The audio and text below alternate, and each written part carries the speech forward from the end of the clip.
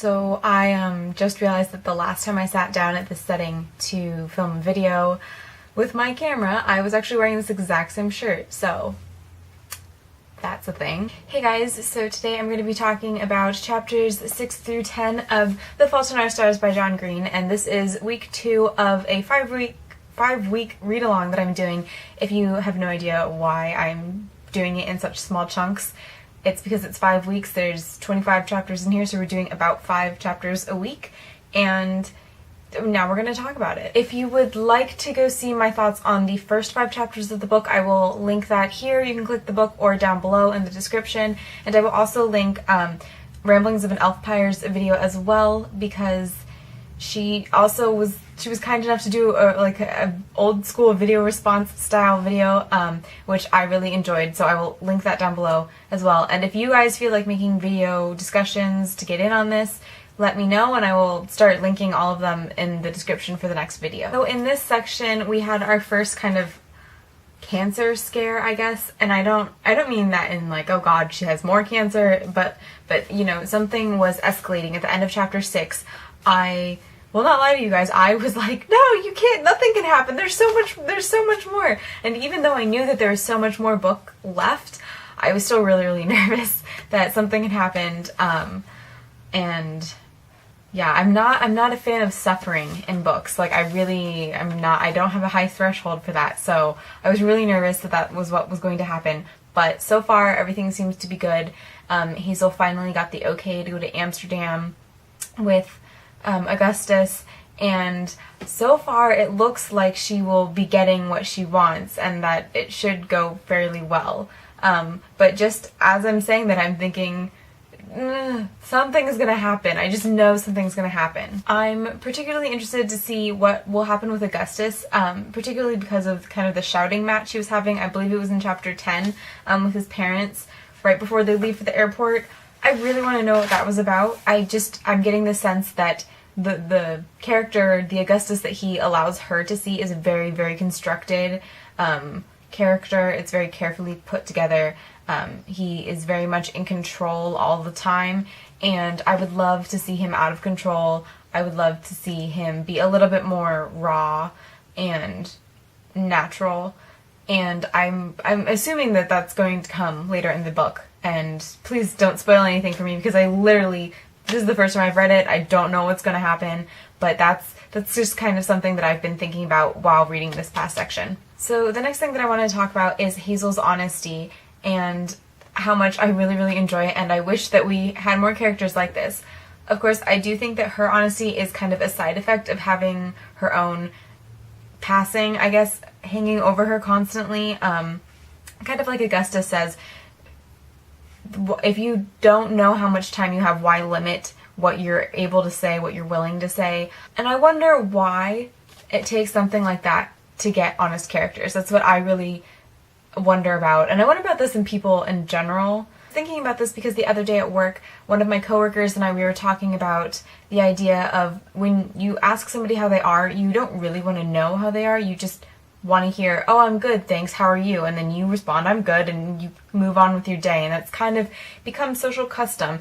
We're not really looking for an honest answer, we're just kind of being polite. And I wonder how much we're leaving out, how few connections we're making by being polite and kind of easing our way through the day.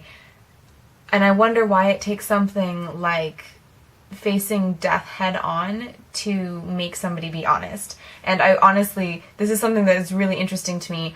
I personally am a person who I'm not upfront to the point that I'm rude, but I don't sugarcoat things all the time. I very much will just say what I think, and sometimes that's really shocking to people, and I don't know, this is just something that's really interesting to me. So I would love to know what you guys think about honesty in regards to this book or in regards to life in general down in the comments. I also think that Hazel and Augustus's maturity is probably also a side effect of having to face doom, death at an early age as well, and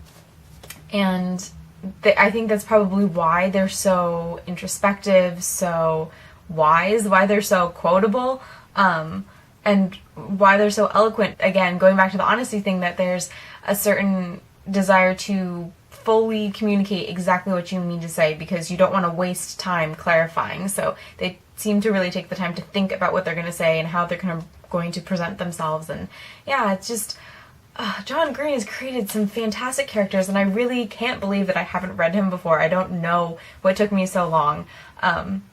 Yeah, so good, and I just want to keep reading. I guess that's what I should also mention, is that I apologize to all of you who are joined in on this read-along and are like, why are we only reading 5 chapters a week? It's killing me. Just so you know, it's killing me too.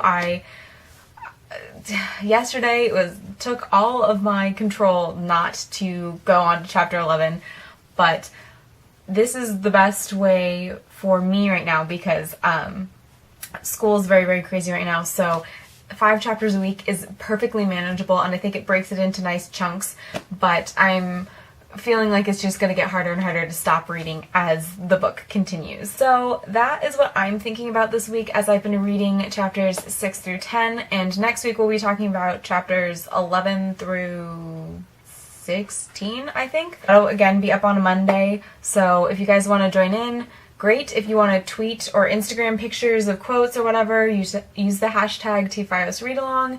And yeah, I've been really enjoying it so far, so thank you guys very, very much for coming along with me on this first time John Green Fault in Our Stars reading journey. Also, I want to say a huge thank you to everybody who has shared my Relay for Life video. I've been really impressed how many people have just kind of been passing the word along. I'm about halfway to my goal, and we've got exactly 3 weeks, I think, to go. So if you would like to donate, if you can, I have my link down below in the description, and I greatly, greatly appreciate it. Right now, my team has raised, last time I checked, we've raised about $2,000, so we're leading the whole event. They're trying to make this a really, really fantastic event. The whole thing is in memory of my friend Nick, and if you would like to hear more of his story, I will link that video down below as well.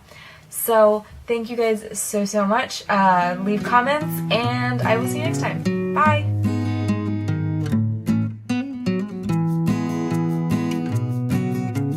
About the idea of when you say some actual. I also think that Hazel and it's hard to say.